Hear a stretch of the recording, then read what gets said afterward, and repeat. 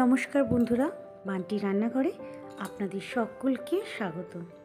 আর আজকে আমি পাবদা মাছের রেসিপি নিয়ে চলে এসেছি। আর এই রেসিপিটা খুবই সিম্পলভাবে, সাধারণভাবেই আমরা ঘরে রান্না করতে পারবো, কিন্তু রেসিপিটা হয় অসাধারণ খেতে।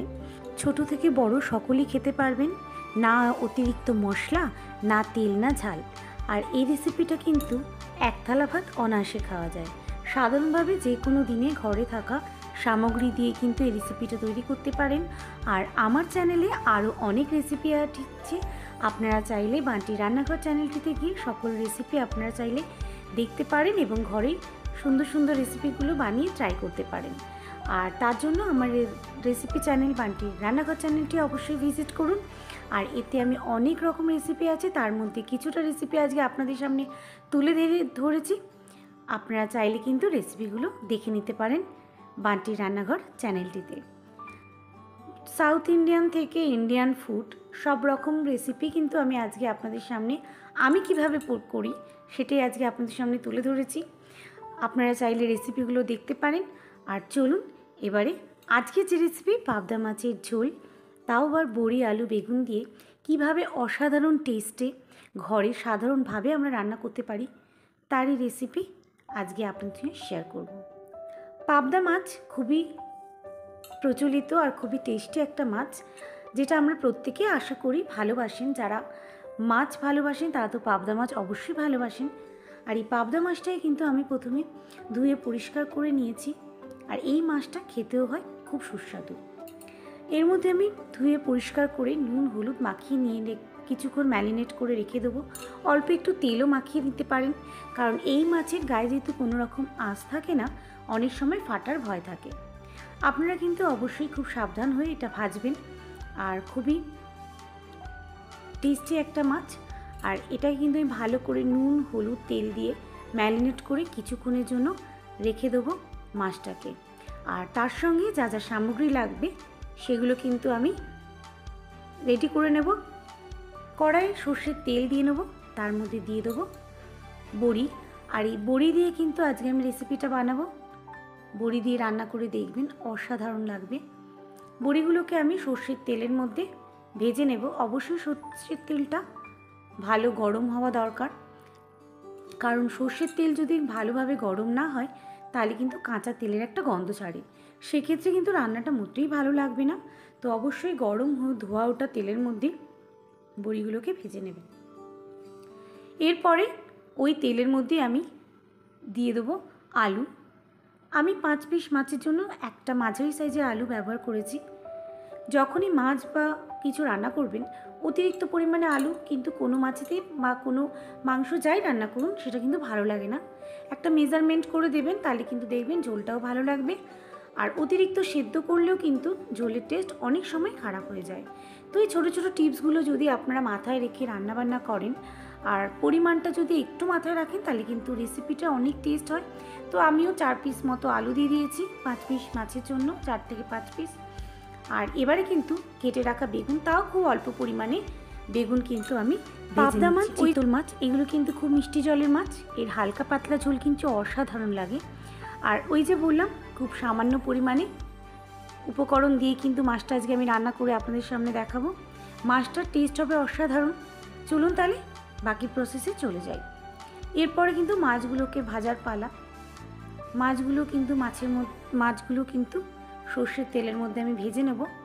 আলু আর বেগুনটাকে ভেজে আমি তুলে নেব, হালকা লাল করে ভেজে নিয়েছি। আর মশলাতে যা যা লাগছে, মাঝারি সাইজের একটা টমেটো, একটা পেঁয়াজ, হাফ চামচ জিরে, গোটা জিরে, হাফ চামচ গোটা ধনে, আর 3টে কোয়া রসুন, আর অল্প একটু আদা আমি কিন্তু মিক্সিতে বেটে নেব। এইটুকুনি মশলা দিয়ে এত সিম্পলভাবে রান্নাটা হবে, যেটা কিন্তু খেতে হবে অসাধারণ।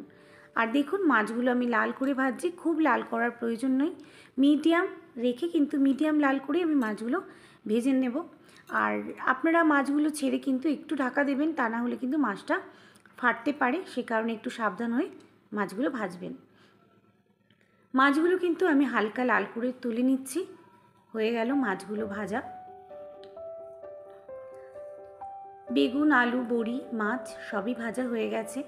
এরপরে কিন্তু মাছগুলো ভাজা কিন্তু আমার হয়ে গেলে ওই তেলের মধ্যেই ছেড়ে দেবো কুচনো পেঁয়াজ। একটা পেঁয়াজের মতো আমি কুচিয়ে নিয়েছি, সেই পেঁয়াজটাকে ছেড়ে দেবো। আর তার সঙ্গে হালকা লাল হয়ে গেলে পেঁয়াজটা, ওর মধ্যে আমি যে মশলাটা মিক্সিতে বেটে নিয়েছিলাম, আদা, পেঁয়াজ, টমেটো আর গোটা মশলা, সেটাই কিন্তু আমি পেস্টটাকে ওই তেলের মধ্যে দিয়েই নাড়িয়ে নেব। আর তেলটার মধ্যে অবশ্যই কালো জিরে, শুকনো লঙ্কা ফোড়ন দিতে হবে, আমিও দিয়ে দিয়েছি। এবারে কিন্তু দিয়ে দেবো অল্প পরিমাণে হলুদ, অল্প পরিমাণে লঙ্কার গুঁড়ো দিয়ে কিন্তু মশলাটাকে কষাবো। মশলাটা ততক্ষণ কষাবো যতক্ষণ না মশলাটা থেকে তেল ছেড়ে দিচ্ছে। আর কিছুটা মশলাটা কষানো হয়ে গেলে দিয়ে দেবো কিছুটা পরিমাণ নুন, দিয়ে কিন্তু মশলাটাকে কষাতে হবে। দেখতেই পাচ্ছেন মশলাটা কিন্তু আমার হয়ে গেছে, নুনও দিয়ে দিয়েছি। দিয়ে দেবো এই পর্যায়ে অল্প একটুখানি চিনি। চিনি কিন্তু রান্নার স্বাদটাকে ব্যালেন্স করে, তো অল্প পরিমাণে চিনি দিয়ে দেবো। দিয়ে মশলাটাকে আমি কষাবো। দেখতেই পাচ্ছেন মশলাটা সুন্দর কষানো হয়ে গেছে, আর মশলা দিয়ে একটা ভাজা ভাজা স্মেলও আসছে। এই পর্যায়ে কিন্তু আমি এর মধ্যে ভেজে রাখা আলুটা দিয়ে দেবো, দিয়ে মশলাটাকে আরও একটু নাড়াচাড়া করে নেব। আলুটা দিয়ে নাড়াচাড়া করার পর এর মধ্যে আমি দিয়ে দিলাম আরও একটু লঙ্কার গুঁড়ো।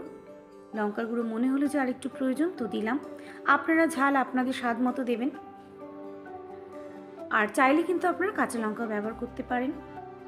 এরপরে কিন্তু আলুটা কষিয়া হয়ে গেছে, দিয়ে দেবো বেগুনগুলোকে। ভেজে রাখা বেগুনটা দিয়ে হালকা নাড়াচাড়া করব। বেগুনটা যেহেতু ভেজে রেখেছি সেহেতু বেশি কষার কোনো দরকার নেই। হালকা নাড়াচাড়া করে এর মধ্যে কিন্তু আমি গরম করে রাখা জল, অবশ্যই গরম জল দেবেন। অবশ্যই কিন্তু মশলাটা কষার সময় মাথায় রাখবেন একদম মিডিয়াম আছে, কিন্তু মিডিয়াম টু লো ফ্লেমে কিন্তু মশলাটাকে কষবেন, তা না হলেই মশলাটা পুড়ে যেতে পারে। আর মশলাটা কম করে 15 থেকে 20 মিনিট লাগবে টোটাল কষতে। আমিও সেইভাবেই কষিয়ে নিয়েছি। মশলাটা ঠিকঠাক কষা হলে কিন্তু রান্নাটাও হবে অসাধারণ। সেই দিকে অবশ্যই লক্ষ্য রাখবেন, রান্নার টেস্ট কিন্তু হয় মশলা কষাতে। আর ফুটন্ত জল দেওয়ার একটাই কারণ, হঠাৎ করে যদি কাঁচা জল দেন, গরম রান্নার উপর যখন কাঁচা জলটা পড়ে তাতে কিন্তু টেস্টটা পাঞ্চা হয়ে যাবে, সেই টেস্টটা পাবেন না, যার জন্য এত কষ্ট করে এতক্ষণ ধরে রান্নাটা করা হলো।